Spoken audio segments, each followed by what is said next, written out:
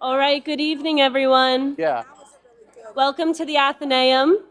yeah. My name is Olivia Licata, and I'm one of your Woolly Athenaeum Fellows for this year. Tonight, I'm honored to introduce Rob Henderson. After reading his book Troubled this week and spending time with him in class today, I can assure you that tonight presents a unique opportunity to do some introspection about your own beliefs about family, class, and education. Dr. Rob Henderson is a writer, social commentator, and scholar whose uncertain and insecure childhood in the foster care system, and later as an adopted child, shaped his insights on social, cultural, and economic issues. Traveling in and out of the foster care system in California, Henderson's early years were marked by adversity and instability. Seeking structure and purpose, he enlisted in the U.S. Air Force at the age of 17, serving abroad in Europe and the Middle East. Through the support of the GI Bill, Henderson went on to earn a psychology degree from Yale University and Ph.D. at University of Cambridge as a Gates Cambridge Scholar. Dr. Henderson's work has been widely recognized for its incisive analysis of social mobility, family instability, and elite institutions. His best-selling memoir, Troubled, a memoir of foster care, family, and social class, explores these themes through the lens of his own remarkable trajectory, offering a rare and unfiltered perspective on the forces that shape opportunity in America. From his life experience, particularly in academia, Henderson developed the concept of luxury beliefs, defined as status signaling ideas embraced by the privileged class that often impose real costs on those who are less privileged. This idea has sparked national debate and garnered attention from leading media outlets such as the New York Times, the Wall Street Journal, and the Washington Post. Currently, Dr. Henderson serves as a senior fellow at the Manhattan Institute, is a columnist for the Free Press and the Boston Globe, and a contributing editor at City Journal. Dr. Henderson's work challenges conventional narratives, offering thought-provoking insights into the realities of social mobility and the unintended consequences of well-meaning policies. With a voice shaped by lived experience and rigorous scholarship, he continues to push forward conversations on class, culture, and the American dream. Tonight's event features Dr. Henderson in conversation with Dr. Jon Shields, a professor of American politics at Claremont McKenna College.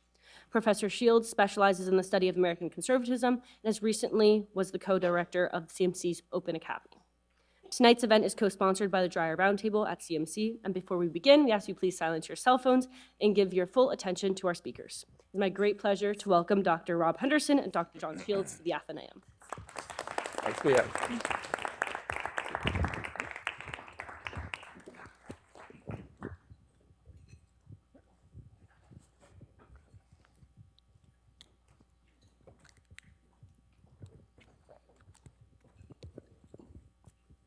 Okay, great. It's a real pleasure to be here tonight. When Professor Fortner asked me if I would moderate this conversation, I immediately said yes, partly because I always say yes to Professor Fortner, uh, but also partly because this is a topic I'm deeply interested in. I'm teaching a course on the American class divide this spring, but also because I really appreciate Rob's voice and intervention, I think, into this important debate. And one of the things I really appreciate your work, Rob, is that you remind us that inequality isn't just about wealth and money. It's also about culture and class, and social class and family. So what I'd like to do is I'm going to walk you through your story, and then toward the end we can draw some general, or you can draw some general conclusions from that story. So let's begin at the very beginning. What was your earliest memory? Well, thanks to Olivia, Professor Fortner, and you as well, Dr. Shields, and thanks to all of you for being here and to everyone who helped to organize this. It's a real honor. And I liked that introduction. Didn't sound like it was written by ChatGPT. Well, I had some self-doubts when I first started writing this book. I remember, I was still in grad school. I was 29 when I started writing Troubled, and I spoke with one of my professors at Cambridge in England, and I asked him, well, what do you think? Should I be writing this book? Am I too young to write a memoir? And he said in this very posh British accent, which I'm not going to try to imitate, he said, of course you should write about yourself. That's an American tradition. Yeah. You love writing about yourselves, and there's a long history of young memoirists out of the U.S. And then he and I had a sort of serious conversation after that, and then eventually came around to this idea that I should probably write it. And in hindsight, I'm glad I did, because typically people will write these types of books when they're older, but memories have a tendency to fade with time. But because I was young when I wrote this book, a lot of my memories from my early life and from my childhood were still very fresh. And the people who I write about are still around, and I was able to talk to them and to sort of fill in some of the gaps and get their perspective on things. And I opened the book and the preface by introducing myself with my name, Robert Kim Henderson. That's my full name. And my first name, Robert, comes from my biological father, who I never met. The only information I had about him up until recently was his first name in some documents given to me by my later adoptive mother from the social worker responsible for my case when I was in the foster care system. And my middle name comes from my birth mother, Kim. That was her family name. She came to the U.S. from Seoul, from South Korea, as a young woman. And for a time when I was an infant, we were homeless. We lived in a car, and then eventually we settled in this slum apartment in LA. And when I was 3, neighbors noticed the kind of squalor and the circumstances that I was being raised in. And my mother, who was very addicted to drugs and strung out and not equipped to care for me, some police arrived and social workers arrived, and they asked her, where's this boy's father? And she said she didn't know. And so from there, I was placed into the LA County foster care system at age 3. And I spent the next just shy of 5 years moving to different foster homes all around LA, mostly in the San Gabriel Valley, kind of East LA. And I write about those experiences, the kind of emotional toll that takes on a child to be sort of torn from my mother, and then living in a different home every, the placements ranged from a couple of weeks to up to a year. And so it was a very sort of unstable and uncertain time. And I point out how not only would I not know where I would live from week to week and what school I would be attending, but also foster siblings who I would grow close to. There were times where I would wake up and they would be gone because they would return to their family of origin, or they would be placed in another foster home. And so it was very hard to form any kind of serious attachment, not only with my foster parents, but also foster siblings. And I point this out in various statistics in the book about just how the odds are stacked against kids in this system. So if you look at the college graduation rates for the U.S. as a whole, you look at adults aged 18 and up, or 25 and up in the U.S., something like 35%, 38% of adults have bachelor's degrees or college graduates. If you look at children raised in families in the bottom income quintile, the graduation rate is 11%. So essentially kids raised in poor families, 11% of them go on to graduate from college. So much lower than the average of 35%. But for foster kids, the college graduation rate is 3%. So in other words, a child raised in a poor family in the US is 4 times more likely to graduate from college than a child in foster care. You're far more likely, if you go through the foster care system, to become homeless or incarcerated than you are to graduate from college. And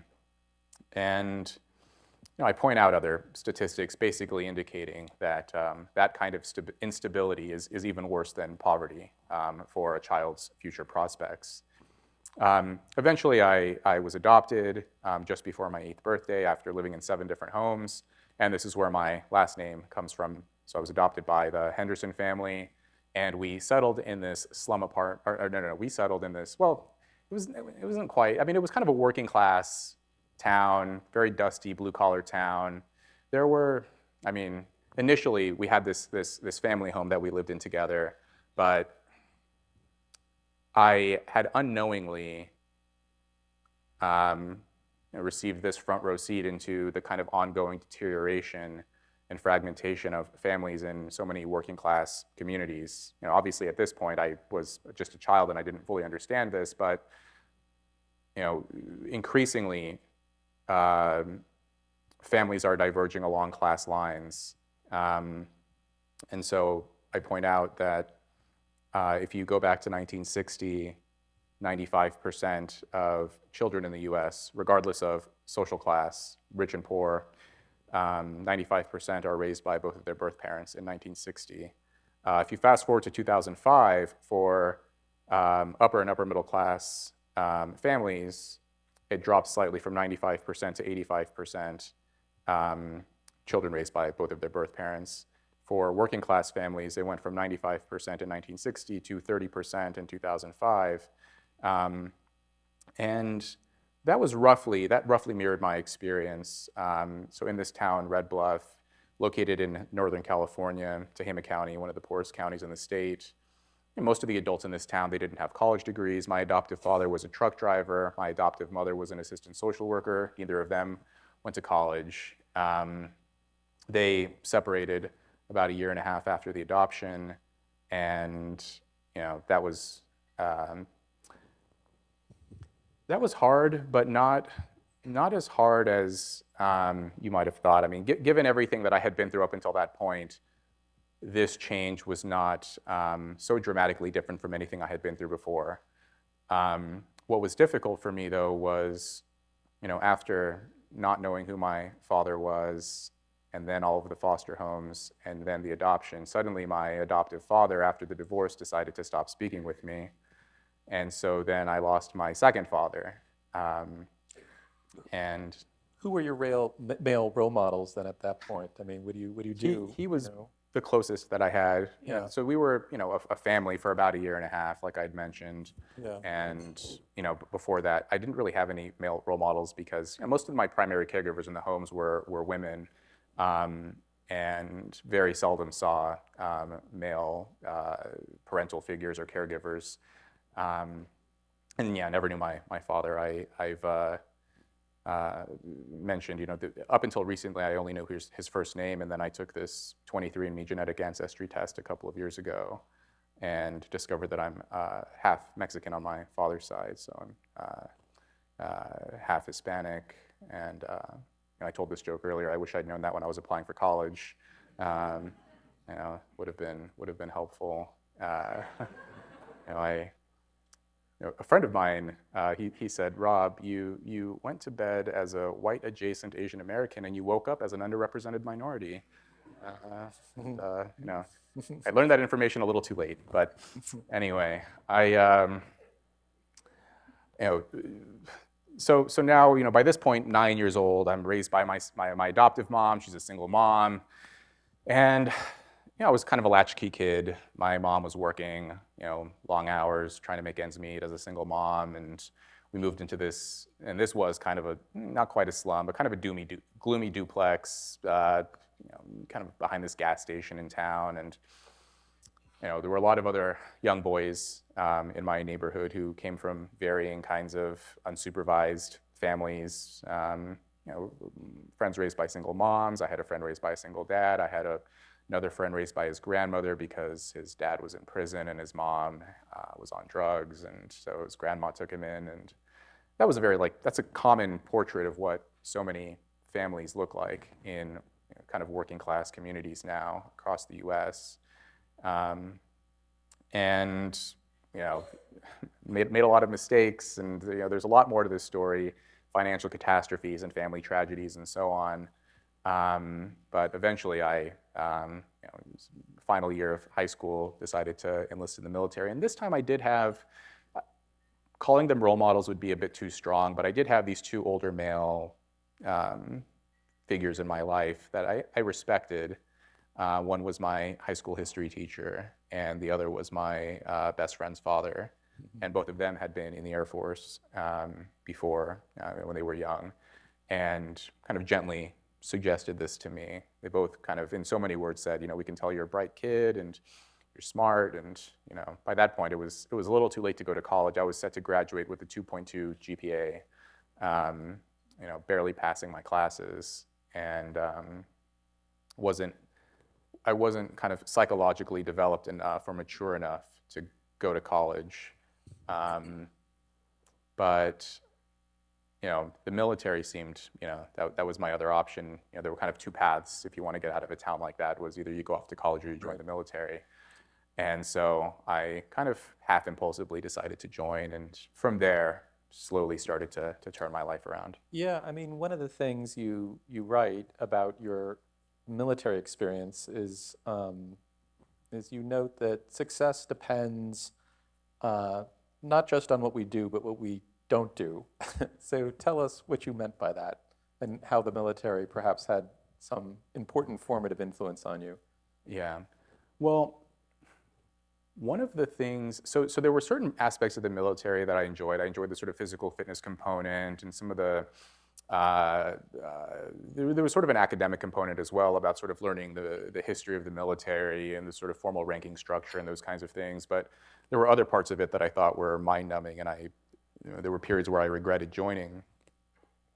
But over time, I gradually came to appreciate sort of what this structure did for me, essentially allowing me to grow and develop and mature with very little in the way of temptations or opportunities to make catastrophic mistakes. And so I say it's just as important what you don't do as what you do. And when I looked at the choices that my friends made, my high school friends, they stayed in this town, and we all turned 18, and they thought they were going to go off to community college and then transfer and then live we sort of achieve that kind of middle class life. But instead, what happened was they turned 18 and then received all of this unfettered freedom where no one could tell them what to do, and instead they did drugs, or I had one friend who got drunk on his motorcycle and bad things happened and he ended up in prison. And when you give a young person a lot of freedom and they haven't been taught how to use it wisely, they'll often make mistakes. And so the military basically said, this is what you're allowed to do, and here's what's expected of you, and here's what's going to happen if you don't do those things. And they make it very clear up front that if you fail a drug test, you get court-martialed. If you don't show up to work on time, you get sent to military prison. And that's a very strong incentive to do what they tell you to do. Whereas in the real world, outside of that structure, if you're 18, you can make a lot of bad decisions before the consequences catch up with you. You can not show up to work. No one's going to throw you in jail for that. You can do a lot of drugs. No one's going to throw you in, at least not right away. But then, gradually, the poor choices will catch up with you. But sort of shrinking the distance between actions and outcomes, actions and consequences, that was helpful for me. And I write in the book about the young male syndrome, about how if you look sort of across societies, across cultures, historically, the group of within a population that's the most likely to create havoc and crime and all these other things, it tends to be young males concentrated around sort of 18 to 20 years old. And even if you join the military during those years and you don't learn anything, at least it allows you to sort of mature beyond those years. And then you're a bit more, sort of your frontal lobes develop and become a little bit more wise in your outlook.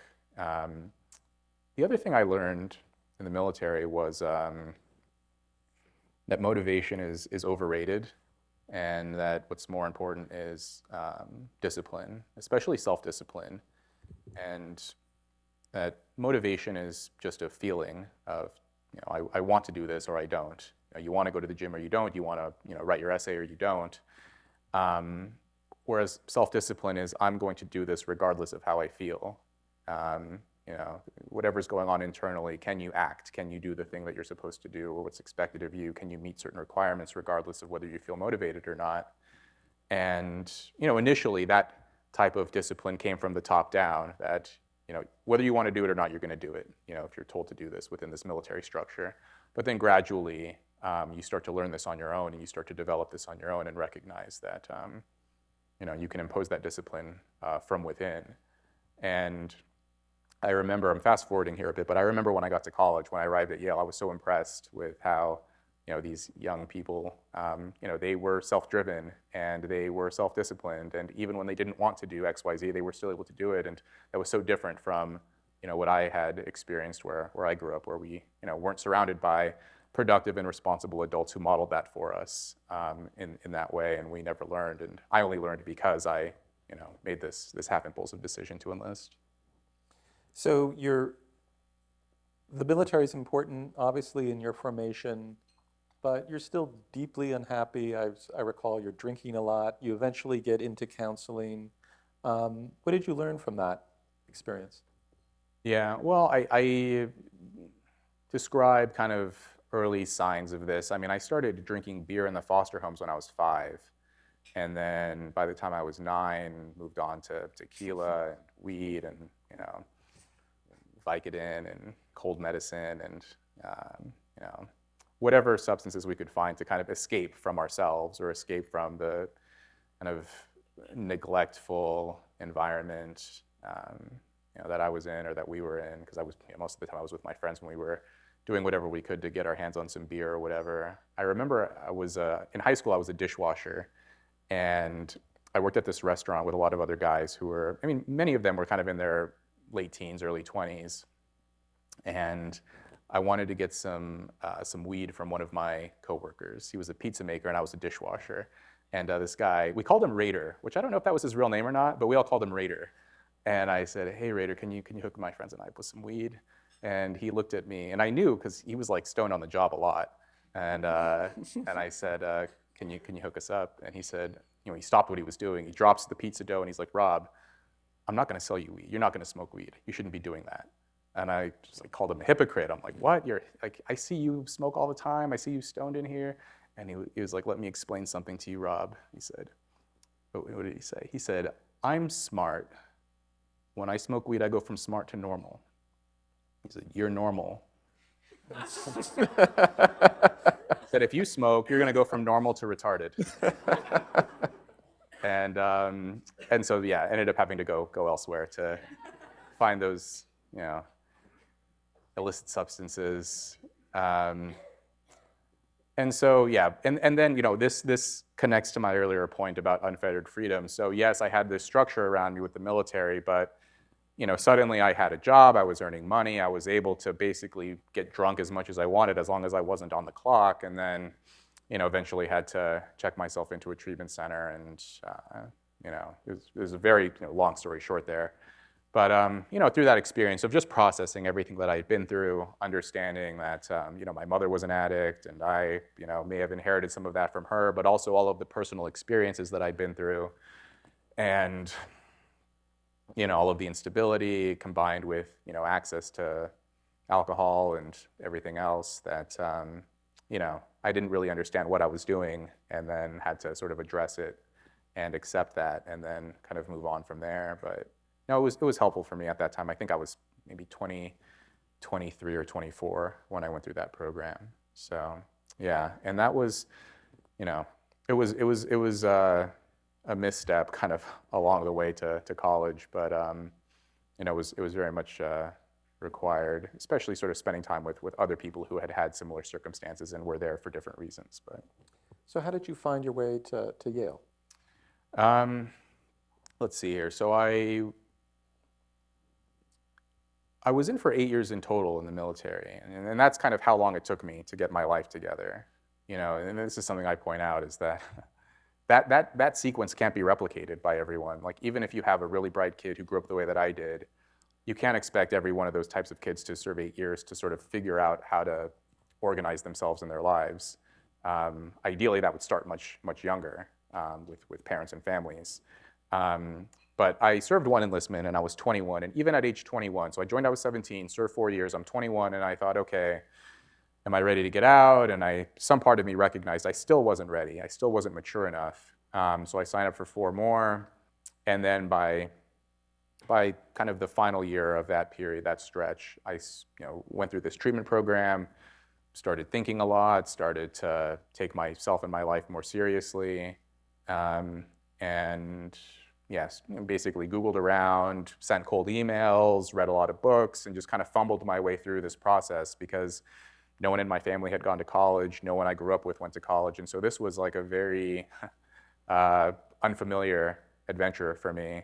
But by this point, I had taken some night classes at a local community college. I took the SAT and had some strong recommendation letters from supervisors and commanding officers, and that somehow got me interviews at Yale and other places. And then from there, they had a lot of questions. I remember these interviews because I had to submit my high school transcripts. And they were like, what, this is not the typical transcript of a Yale applicant. And they were like, good test scores, but what's up with the grades? And I had to walk them through kind of a shorter version of what I'm telling all of you. And they let me in. And, I remember those first couple of weeks at Yale, it was surreal. I talked to some of the students with Professor Fortner earlier that it felt, there was this period where I thought that maybe it was a mistake. And I'm walking around campus thinking, like, any minute now they're going to tell me that, actually, sorry, there was an error in the admissions process or something. It was a good first maybe 7 or 8 weeks, and then I started to see kind of the rumblings of, the kind of campus protest culture that became very prominent in the mid-2010s that I was totally unprepared for. I didn't have any sense of these ongoing debates about higher education and the purpose of college and, what is higher education for? In my mind, I just thought, oh, I'm going to a really good school. This is incredible. What an opportunity. And any minute now they may tell me that actually you shouldn't be here. So, well, speaking of which, you arrive on these campuses at an interesting moment. There's a lot of ferment on campus. Students are talking about their trauma. You respond pretty negatively to it. Why? Yeah, well, I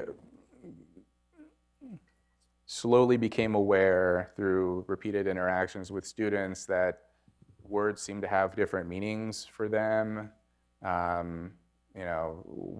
What a professor says in class could induce trauma or stress or makes someone feel unsafe. And in my mind, I was the safest I'd ever been at that campus. It was coming from where I came from and then arriving at Yale and then hearing the sons and daughters of millionaires saying they felt unsafe because of an email or because of what a professor said during a lecture was just, I felt this strange sense of vertigo. And the other thing was when I arrived on, Yale is situated in New Haven. I had an apartment off campus. I didn't live on campus. And New Haven, outside of the campus bubble, is a very kind of blue-collar, run-down town, very poor. And I would have to walk through a lot of poverty to get to my apartment off of campus. And so I'd go to class and hear discussions around trauma and feeling unsafe and all these things, and then walk through all, actual dangerous circumstances to get to my apartment. And so that clash of experiences over time grated on me, and I,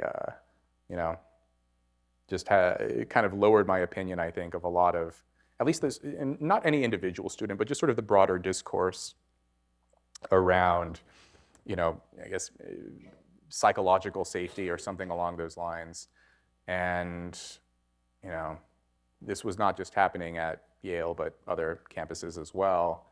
And, I remember attempting to understand why students on campus, for example, were upset with these 2 professors who one of whom had sent an email that upset people.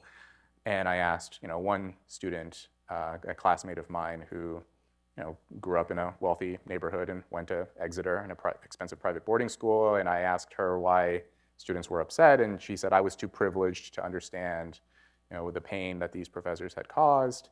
And in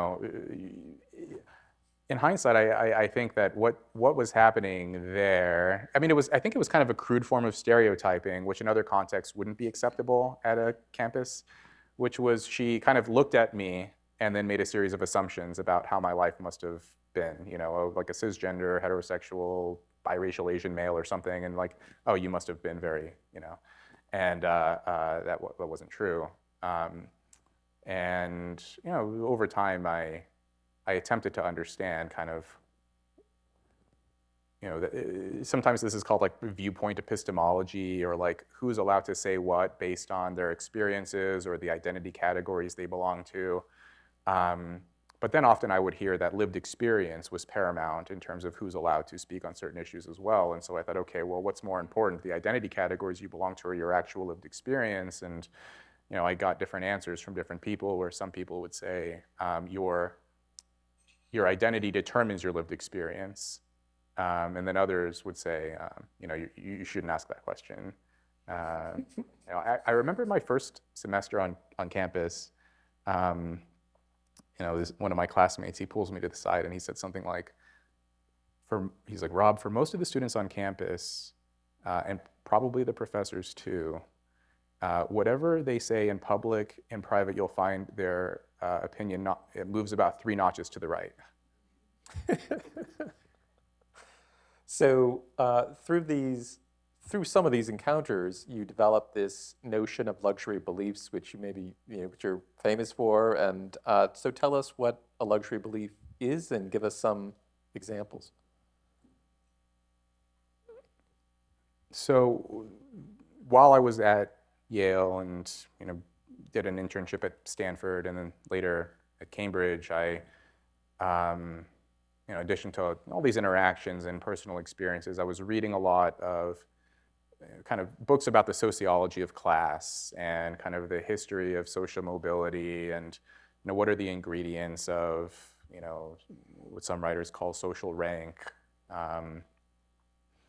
and gradually I came to understand that luxury beliefs have, to a large extent, replaced luxury goods. Not entirely. Luxury goods are still paramount, but a luxury belief is an idea or an opinion that confers status on the affluent while often inflicting costs on the less fortunate members of society. And the core feature of a luxury belief is that the believer is sheltered from the consequences of his or her beliefs. And the idea can be traced back at least to 1899, if not further. But 1899, Thorstein Veblen wrote this book, The Theory of the Leisure Class. And Veblen was an economist who wrote about, the key insight in that book is that because you can't be certain about the financial status of other people, a good way to size up their means is to see whether they could afford expensive goods, participate in expensive leisurely activities. So, in Veblen's day, at the turn of the 20th century, this was tuxedos and evening gowns, delicate and restrictive clothing, and pocket watches and monocles, and how many butlers do you have? And then, if you fast forward to the mid-20th century, the sociologist Pierre Bourdieu, who wrote this book, Distinction: A Social Critique of the Judgment of Taste, he wrote about how elites will convert their economic capital into cultural capital, into status symbols.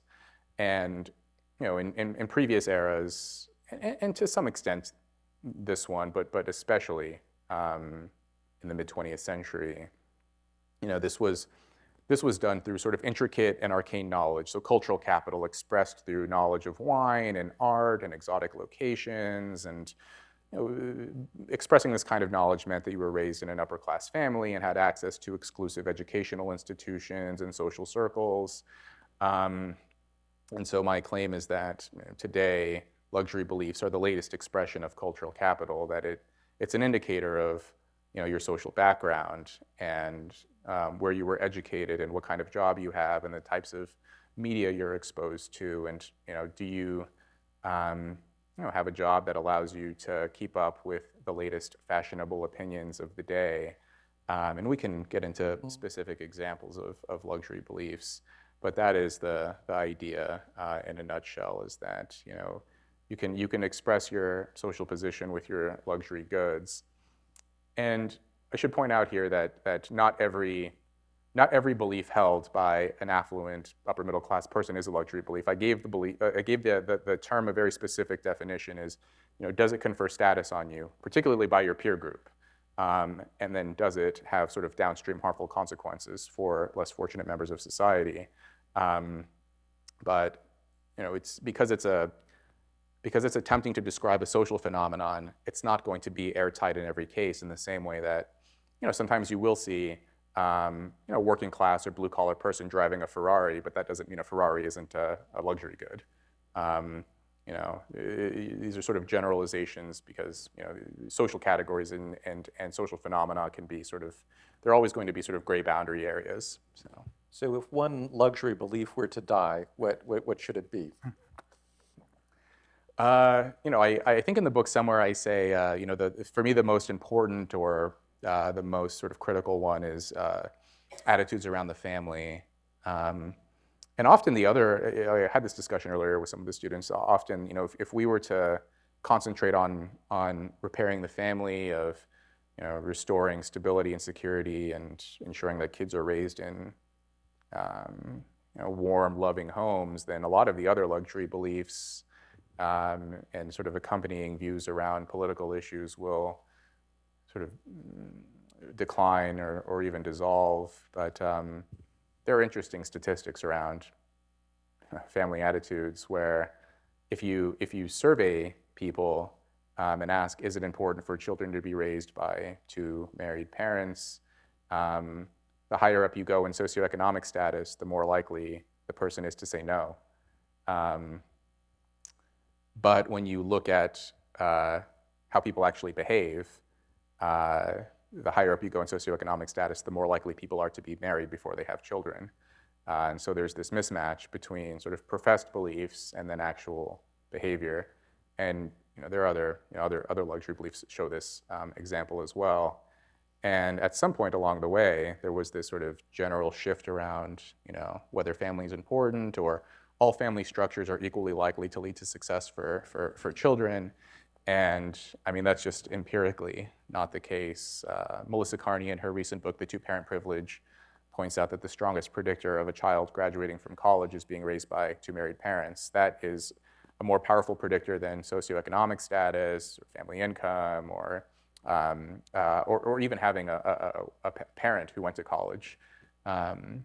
So she has some interesting stats in that book, one of which is, even if you look at college-educated single mothers versus college-educated married mothers, children raised by a college-educated married mother is 3 times more likely to graduate from college than a child raised by a college-educated single mother. So there are a lot of benefits there, and yet the general attitude is, what I would encounter regularly on campuses was, people would say we should evolve beyond marriage, or we need to leave this outmoded way of life in the dustbin of history and reimagine what relationships should be. And yet, unfailingly, when I would ask people who would express these views how they were raised, they would say they were raised by two married parents. And then when I would ask them how they plan to raise their own kids, they would say, well, I was raised in this way, and I'll probably do it for my kids. And if you look at the statistics for who goes to selective institutions, the overwhelming majority are raised by two married parents, usually both of their birth parents. And then when you look at young people who don't go to college, it's the opposite, where almost none of them are raised by two married parents. Are there conservative luxury beliefs? No. I will occasionally point out trickle-down economics as one. This belief that, we should just let rich people keep all their money and not have any sort of redistribution. I think, I'm not opposed to financial assistance.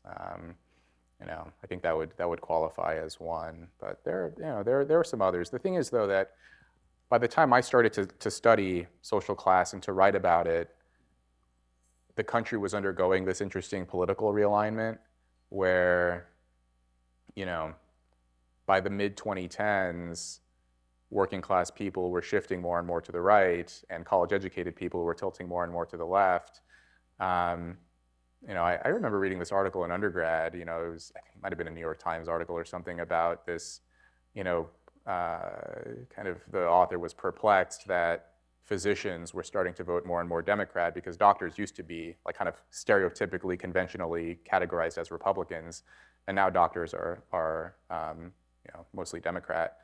And this is happening across professions, across class lines, and so it's possible that had I existed, I don't know, 60 years ago or something, I would be saying, oh, there's sort of more, the luxury beliefs fall more on the right side of the political spectrum, but now they just happen to fall more and more on the left side.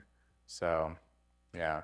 But I want to point out here that I don't necessarily think of these beliefs as political, because even when you just look at Democrats, like you just ignore the Republicans, you just look at registered Democrats, and then you ask about attitudes around the family, or attitudes around drug legalization or decriminalization, or abolishing the police or defunding the police, or around sex work. Working class Democrats, who non-college educated Democrats, are far less likely to believe in these views than college educated ones. I remember seeing this really fascinating stat. Might have been out of Brookings a couple of years ago, which they were writing about the success sequence. So this is an idea written about and popularized by more sort of right-leaning authors and intellectuals, where they find that if you follow 3 steps, your likelihood of living in poverty is very close to 0, which is to graduate from high school, get a full-time job, and get married before you have children. And if you follow those 3 steps, your likelihood of being in poverty by, I think, age 30 is like 3%, like very, very small. And if you look at sort of elite discourse, there's like this ongoing feud on the right and the left, where sort of conservative elites say this is a good idea, this is great, we should talk about this, and left-leaning elites say, oh, that's mean because you're blaming poor people for their problems or something. But then this survey was just asked this question to ordinary Americans: should we teach the success sequence in schools? And they outlined what the steps were and said, should teachers be teaching this in American high schools? And 70% of Republicans said yes, 70% of Democrats said yes, no difference. And these were parents, American parents. And so I thought, like, oh yeah. I mean, at first I was shocked, and then I thought, oh yeah, because like most people are normal, and it's, so. So can I ask about this? I mean, but to what degree do you think there's actually even going back to the Kearney book, which you mentioned, I mean, there's a sort of problem of just not enough marriageable men. There are sort of deep social and psychological problems. And so just telling people to do a certain sequence might not work so well. Do you have a sort of Well, it's an empirical question. Yeah. Right? Like we could like roll that out in certain states and see, sort of track that longitudinally over a period of a decade or something and see how things play out. But yeah, you're right. Like Melissa Carney in her book, she points out that there's an increasing shortage of sort of economically attractive male marital partners. But then she also points out in that book, drawing on some interesting studies, that even when blue-collar men do receive a financial sort of increase, so she tracks the fracking boom in various parts of the country, where non-college educated men suddenly receive an increase in earnings. The marriage rates in those communities don't increase at all. And so it may be the case that financial or economic attractiveness is necessary but not sufficient to improve marriage. Like you may need some money there to like be a viable partner, but then you'll also need sort of cultural expectations and norms and sort of expectations around commitment and formation. So, Does that mean stronger just social stigmas against single parenthood? I mean, what does that look like culturally in practice? I think there are ways to do it where, uh, and Melissa points this out in her book, where you don't necessarily have to stigmatize one side, but you can confer special praise on the other. And so she draws this analogy to education, where generally we all kind of agree that going to college, it's not for everyone, but on average, like going to college will sort of improve your life prospects. And you can say this publicly and no one's going to say, well, why are you stigmatizing people who didn't go to college? Why are you shaming high school graduates who went to trade school or whatever?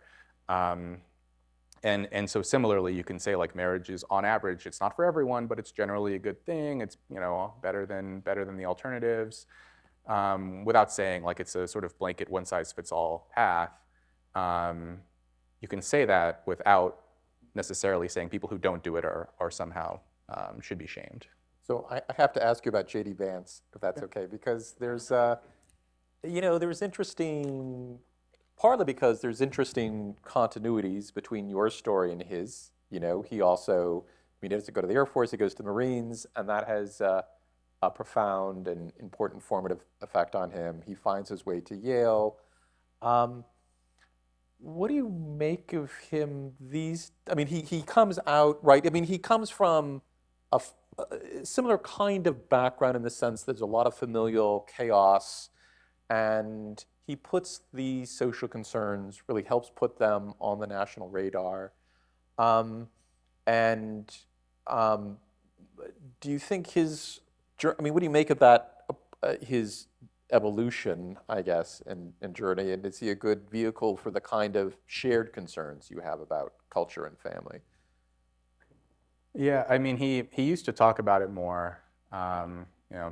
Priorities have changed, but Right. Does he talk about it these days? well, I'm interested to see what's going to happen with Father's Day. I think it's in May. Is that right? I didn't have a father, so I don't, but it's I know it's like early-ish summer or something, and Yeah. and so one of the things that even conservatives will credit Obama for is he had that famous Father's Day speech, and he was a good person to deliver it. This was like 2008 or 2009. Because he grew up without a father, and he described the importance of fatherhood and being there for your kids as a man and that kind of thing. And he was the right person to talk about it. And I think JD could speak about that as well. So it'll be sort of interesting to see, whether or not something will come of that. Yeah, otherwise, I've had like 2 very brief conversations with him. And I'm not sort of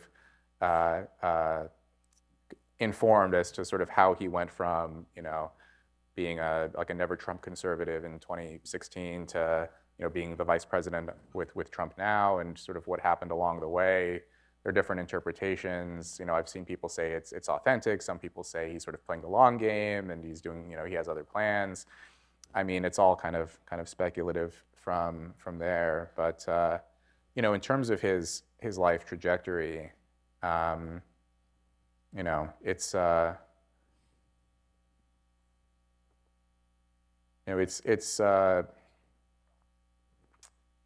kind of a case study, I suppose, in kind of how the military has been an engine of social mobility for a lot of kind of wayward and adrift young men, and regardless of whether you agree with him politically in terms of sort of where he started and where he ended up, it is impressive. But it's that pathway. One thing that I try to point out in Troubled is that is not a replicable path for every young person who grows up that way. Not every kid is equipped or interested in sort of joining the military, and not every foster kid or poor kid or whatever is going to go off to Yale or any kind of elite university like that. So we should be thinking about those people too. Yeah, and maybe this will be the last question before we open things up. But I think one of the things that strikes me about the book is, it's a story about upward mobility, but you're not that concerned about it in the end, or at least you don't think upward mobility should be our main concern. And and why not? Well, because even if, and I have this line in the book, that even if every single one of these kids from these environments does, let's say all of them, go off and get a degree from some elite institution and they achieve, comfortable upper middle class life, they're still going to be carrying all of those early life experiences with them. And ideally, we want to get to a place where fewer people have those experiences in the first place, regardless of how their life ends up later. We spend a good deal of time looking at sort of measurable, neat, clean variables. Did you go to college, yes or no? How much money are you earning? What does your resume look like? These are very sort of easily defined and measurable variables, but we could also be spending time looking at sort of the more difficult to measure variables that occur before the age of 18. How a kid is raised, how much uncertainty and instability there is in their life. And then even if we did focus more so on the family and how kids are raised and whether they have good role models and are in safe neighborhoods and those kinds of things, then a fortunate byproduct of that will be more of them are going to go off to college and be successful anyway. But I just don't think, it's nice. Like, it's nice to be educated and to have money and all of those things. It's better than not having it. But there are certain things, that are more important, more critical. I had this conversation last year. This kid who had gotten into Stanford, and he had a really tough early life. Raised by a single mom, grew up poor, and never knew his dad. And he was telling me how happy he was, how proud his mom was of him. He got into this great school, and this is going to completely change his life and her life too. But he told me that he thought about it and said that he would trade his admissions letter to Stanford to know his father. And so, I thought about that, and I thought about my own life, and I alluded to something similar in my book as well, that these conventional badges of success are less important than these sort of indefinable, matters of family and so on. And I think a lot of people maybe take it for granted. I write about how I've met a lot of well-meaning people who have grown up in sort of material affluence, who've at least attempted to imagine, to put themselves in the shoes of someone who was poor. What would it be like to grow up without money? What would it be like to not be able to afford things?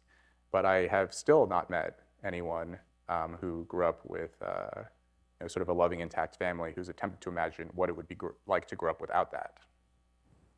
Thank you. Let's open it up. Yeah.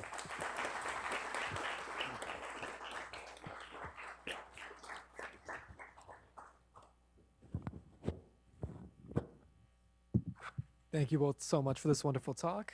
We're now going to open it up for the Q&A section of the evening. So if you'd like to come ask a question, feel free to line up behind me or Olivia. Keep your questions brief. And yeah, that's about it. Thank you. Hey there. Of course, we met, but I'm Caleb. I'm a freshman here at CMC studying economics and math. First off, thank you so much for being here. This was an excellent talk. My question revolves around the fact that reflecting on luxury beliefs throughout American history, it seems to me that the future descendants actually reflect very positively on past luxury beliefs.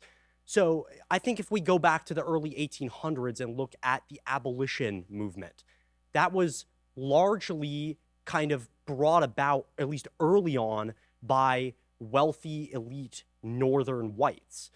And of course, the counter argument at the time was, oh, you're going to hurt working class white Southerners, which we would agree today is preposterous. But it was kind of, at the time, you could say, a luxury belief. Then you fast forward to the 70s. Of course, most of the anti-Vietnam War sentiment was originally pushed by elite college students or college-educated people, which I think today we would mostly agree the Vietnam War was a bit extreme and not something we should have undertaken to the degree we did.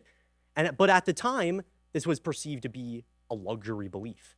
So when it comes to something like the family, maybe it's true that even if today there are benefits to being from a married family, that this is an institution that we should do away with because it's oppressive to some people. I'm curious what your response would be to that. Yeah, I pointed out earlier that not every belief held by affluent people is a luxury belief. The definition, does it inflict costs, on the less fortunate members of society? Does it confer status within your local community of fellow elites? And so yeah, the abolitionist movement was supported in large part by affluent people, but it didn't. I don't know. I just failed to see like how in the aggregate that inflicted costs on anyone. I mean, maybe the slave owners, but yeah. I mean, because the way that you worded it, it sounds like you're sort of separating working class white people from the slaves. But I would sort of categorize like everyone at the bottom. Like, is the bottom benefiting or are they being harmed? And obviously, that was a noble movement. The Vietnam War one is more complicated, I think. I mean, what's interesting is like the cultural memory of that time is that, initially we were kind of for it and then gradually we came to our senses. But even as the Vietnam War was winding to an end, the American public generally still like overwhelmingly still supported it. But it was college-educated people who were opposed to it, especially college students. And so, that was one instance, and there are other instances of this in American history where the public supports one thing, but because the elites are going in a different direction, generally, when it comes to policy, elite sentiment matters more than popular public opinion. And so, yeah, I mean, just by definition, there can be no good luxury belief, unless you have like a sort of unique, like Nietzschean sense of morality or something. By definition, they can't be good because they confer status on elites and inflict costs on the lower classes. Thank you. Hello again. My name is Adrian Flynn. I'm a senior here. I study international relations and public policy. So you briefly addressed just now the role of male mentorship, male role models, young male syndrome. I recall in your book that Shelley and your mother also sought out male role models for you, and you were perhaps in your rebellious moment at the time. And obviously, there were men, as you mentioned, with time spent in the military who may have fulfilled that. But I'm curious, given what you know now and looking back, you addressed in our talk previously that a stable household would be, best defined perhaps by two attentive parents. But do you think for young boys growing up that there's a particular role for having a male role model, male mentor type of figure, and what would that be? Thank you. Yeah, I mean, generally, it's it's good to have sort of, especially for young men, responsible male role models around. I lacked that, and it's possible that I made a lot of bad decisions when I was a teenager and even in my early 20s, but especially in high school, and things might have turned out differently had I had a sort of father figure around, but. I do point out somewhere in my book, I had two friends who were raised by a single father, and out of all of my friends, I had to go to this rehab treatment center. Other friends without father figures who went to prison, one who was shot to death. But the two friends of mine who didn't really have any issues around sort of criminality or substance abuse or anything, they were the ones who had a strong male father figure around. Even he wasn't perfect, but he did care about his two sons and was there for them when he could be, and he tried to set something of a good example for them. And it's interesting. If you look more sort of broadly statistically, boys in these situations, they just responded differently to male versus female authority figures, and they're more likely to listen to them, if nothing else, like purely for physical reasons, especially teenage boys, as they sort of become physically more formidable and more willing to sort of challenge people, they're less likely to do that to a fully grown male versus female. So yeah, I think, I know Richard Reeves and others have talked about this, maybe getting more sort of male school teachers or male coaches or something along these lines. I think all of those things could be helpful. So. Thank you, Mr. Henderson. Your talk here tonight was one of the best I've seen at the Athenaeum, and your book is one of the best I've read of late. So I very much appreciate your attendance here. I was curious what you would say to those students from similar backgrounds to yourself that struggle with the same thoughts you did in college, questioning like, where, should they be here in the first place? Things like that, and talk about how you sort of overcame those worries in your own journey. Thank you.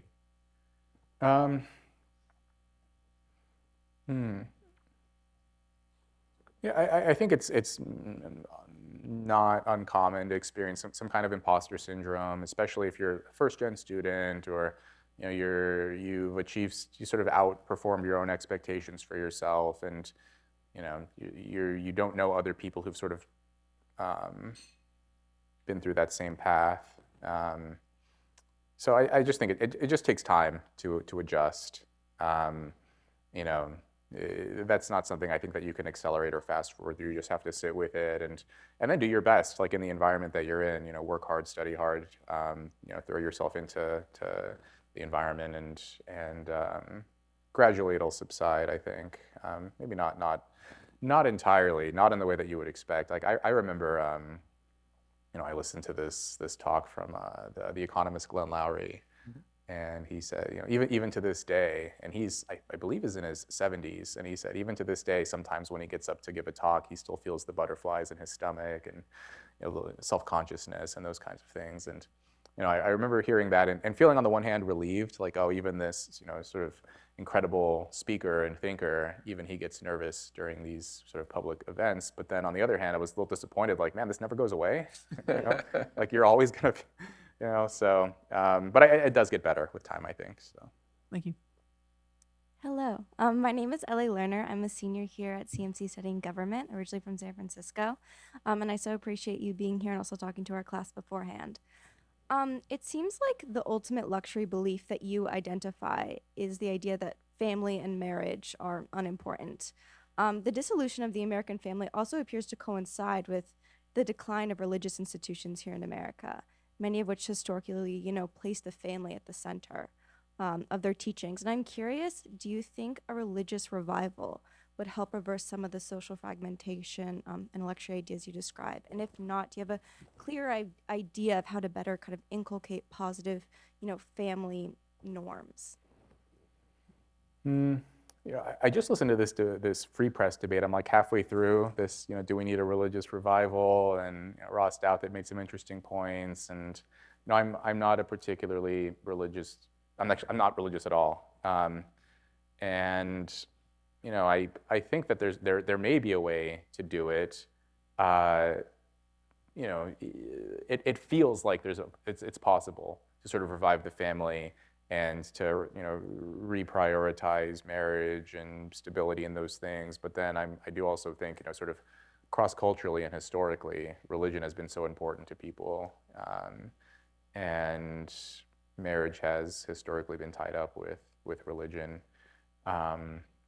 So do we need a religious revival? I think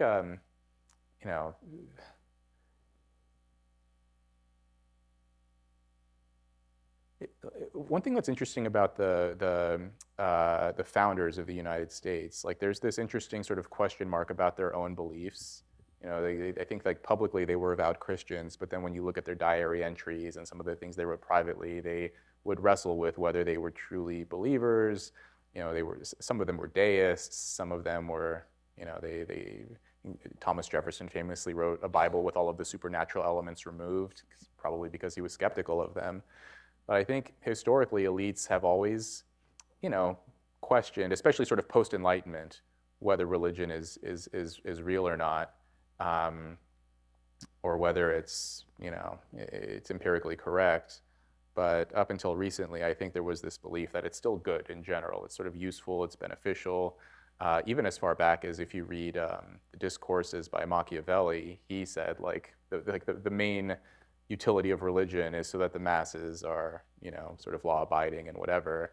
And that was sort of pre-Enlightenment. So I think there was maybe this recognition among elites that religion can be sort of beneficial for social cohesion and cooperation, and as a sort of a Schelling point where we share the sort of same set of moral principles, and I know what to expect from you, and you know what to expect from me. But then in the absence of that, it becomes a lot more difficult, not just for friendships, but romantic relationships too.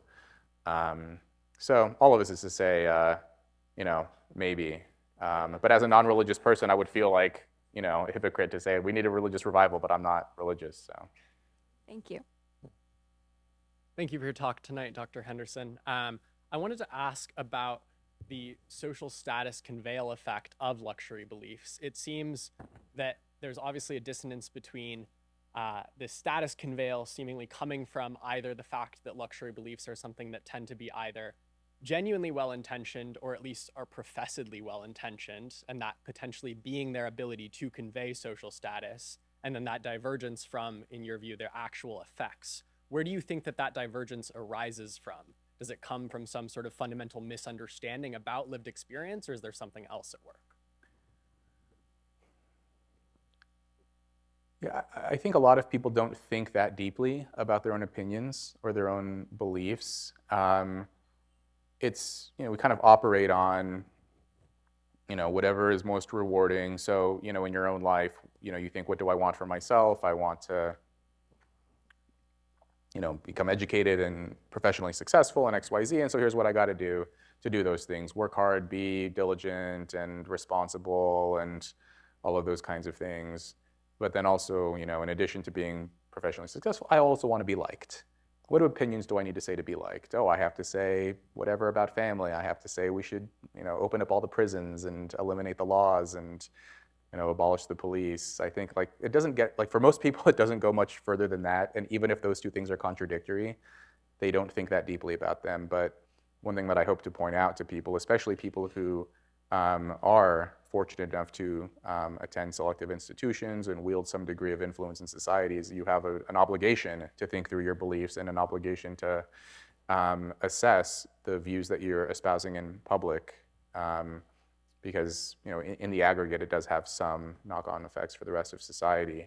But that being said, there are kind of broadly, I think, three categories for people who express luxury beliefs and their motivations. I think there probably is some non-trivial proportion who are actively malicious, maybe 10%, maybe 20%, who they're not malicious in the sense that they're evil or something, but essentially they have some grander ambitions for how society should go, whether they have sympathies towards some version of anarchism or socialism or what have you, and the way to get there is to sort of undermine various structures in society in order to sort of sow the seeds of whatever revolution might arise out of it.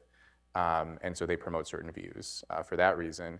And then I think, like most people, they just want to be seen as good people. They want to be seen as compassionate. They'll espouse whatever the fashionable belief is, because many of these beliefs, at first glance, they do feel compassionate and they do feel like understanding. They make you feel like a good person. They make you, seem sophisticated and interesting, because a lot of the beliefs are at odds with what the conventional view is. And so they just kind of passively go along with it to feel good. And then another percentage, I think, are just, they actually do actively have doubts, but they espouse them anyway because they're cowards. And they don't actually believe it. Or they keep their mouth shut because they don't want to be attacked, and so they just sort of passively go along with them. Thank you. Thank you so much for the talk. As someone who also doesn't know when Father's Day is, I feel very seen right now, so appreciate it. Question is, if you could go back in time with the knowledge you have now to your high school self, middle school self, what would you tell yourself? What advice would you give?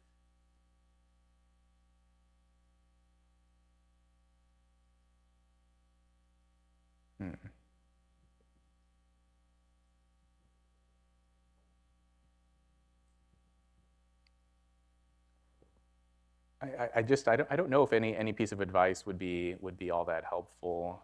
You know, maybe this is going to sound maybe trite, but I think I would say something like spend more time with. So I write about my sister a lot in the book, and you know, the relationship that we had, and still, you know, we're still close. But I think maybe something like, because I doubt that anything I say would actually change the behavior in some sort of long-term way. But maybe in the shorter term, you know, to just like spend more time with your sister, something like that, because and I write about this in the book, especially once we enter sort of high school, we spend less and less time because of family fragmentation and those kinds of things. But middle school, spend more time with her, something like that. So. Hi, my name is Mia. Thank you for coming to speak with us today.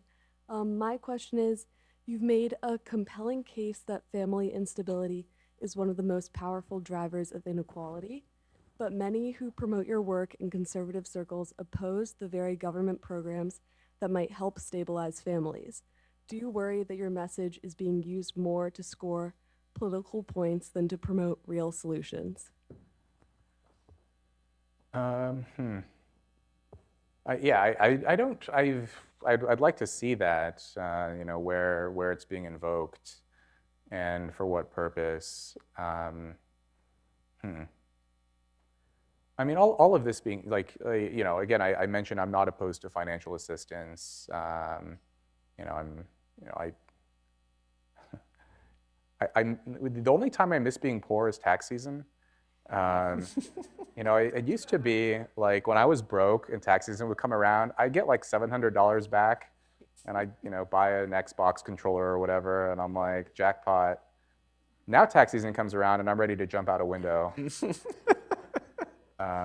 Which is like, it's a nice problem to have, but you know, but I accept it. Like, this is, you know, one of the costs of, you know, whatever. Like, it's totally fine.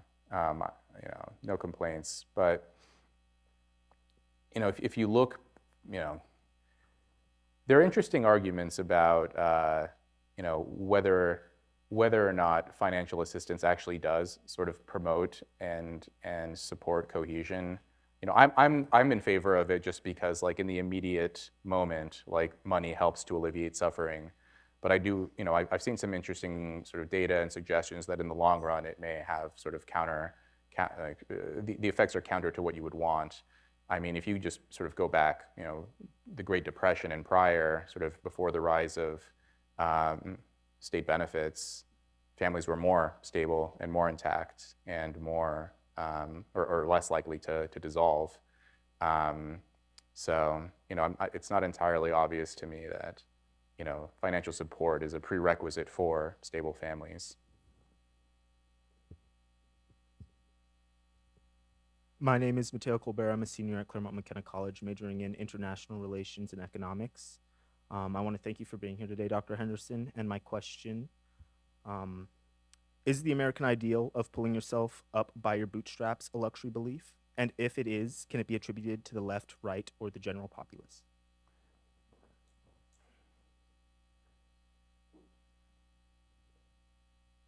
Yeah, that way of framing it, I mean, you know, just generally, I guess you could call it is it a luxury belief? Because I think expressing that opinion, I think even now in elite conservative circles, I don't know if that would confer status or praise.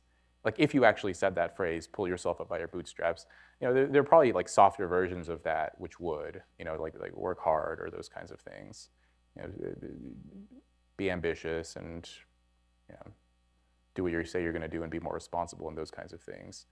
But I think, you know, I think I mentioned this in the discussion earlier about how you can sort of have both ideas in mind at the same time. That on the one hand, we want to remind people that they have agency in their lives, and that every day you can make small choices to make your life a little bit better or a little bit worse.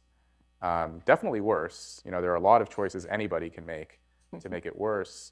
So even if you just don't do those things, you know, so so we can remind people of that and equip them and help them to say, here's some certain, here are the paths, and this one's generally better.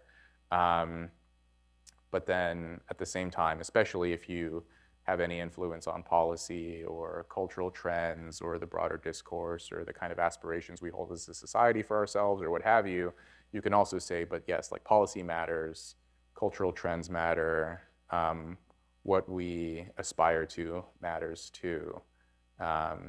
And I think it's hard for people to hold those in mind, that you want people to be agentic and take control and be responsible. And I remember I taught this class a couple of years ago, and I asked my students, are some people more responsible for their economic misfortunes than others?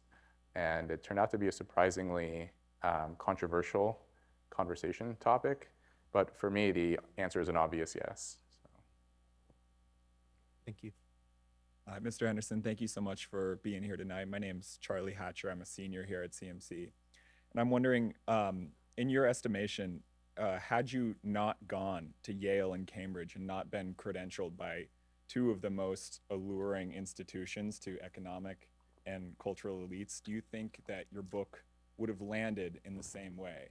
In other words, is there a kind of permission structure among cultural elites to take your ideas seriously because you have ingratiated yourself to some extent among them? And finally, if so, could you ever foresee a world in which awareness of one's own luxury beliefs become kind of half a luxury belief in that they confer some status to be aware? So what if you went to Chico State? Yeah. I mean, well, yeah, it's a good question. My sister went to Chico State. I'll show her the clip of this later. Well, let me think. The short answer is probably yes. There's really interesting study from I want to say it was Raj Chetty, but there's another name that's coming to mind, and maybe a different study out of Harvard from this other guy. I think it might be like David Deming or something. But essentially, they found that once you control for grades and standardized test scores, it really, in terms of future earnings, it doesn't matter where you go to college. Once you control for sort of underlying ability, it's sort of what you're capable of that matters more than where you go to school. But then when they looked at certain types of occupations, and then when they looked at the very far sort of right tail of the distribution, going to a very elite school, you were something like 3 times more likely to enter the economic 1%. You were more likely to work for certain elite firms, those kinds of things. And so, one takeaway that I had when I was reading that was, if you just care about money, then it almost doesn't even matter where you go. If you want your earnings to be at a certain level, I mean, you do get that sort of slight lottery ticket of potentially entering that top 1%. But that's even if you go to an elite school, it's pretty unlikely. But if you want to sort of have outsized cultural influence, the other finding was like you're much more likely to be hired at an elite media outlet if you go to an elite school. And so if you want to have sort of a larger platform or work for an elite media outlet or something along those lines, then it does help. So yeah, it's, I was talking with some of these students outside earlier about this, that one thing that I don't know if there's ever going to be a solution to this, but by definition, if you are in a position to write a book, if you go through these kinds of institutions, you're already not really representative of the group that you are describing. And I tried my best to recapture everything that I felt and experienced when I was growing up the way that I did, and talked a great deal about my friends and their lives and what happened with them. But no one was going to give my friends a book deal, and even if they did, they wouldn't have the discipline to write a book. So it's just we're no matter what, we're sort of getting our information from somewhat biased or slanted sources. But Yeah, I think that, for better or worse, elites tend to look at, I think about it like in the old days with like aristocrats, like, what titles does he have? What family? What castles does he own or whatever? And today it's like, oh, where did he go to school and what did he study and whatever? Like, still checking resumes. So, so yeah, the answer, yes. Right. Thank you so much, Dr. Henderson and Professor Shields, for facilitating such interesting conversation. Thank you to everyone for your questions. If you'd like to continue the conversation, we ask you do so at the back of the Athenaeum, and we hope to see you again soon. Thank you.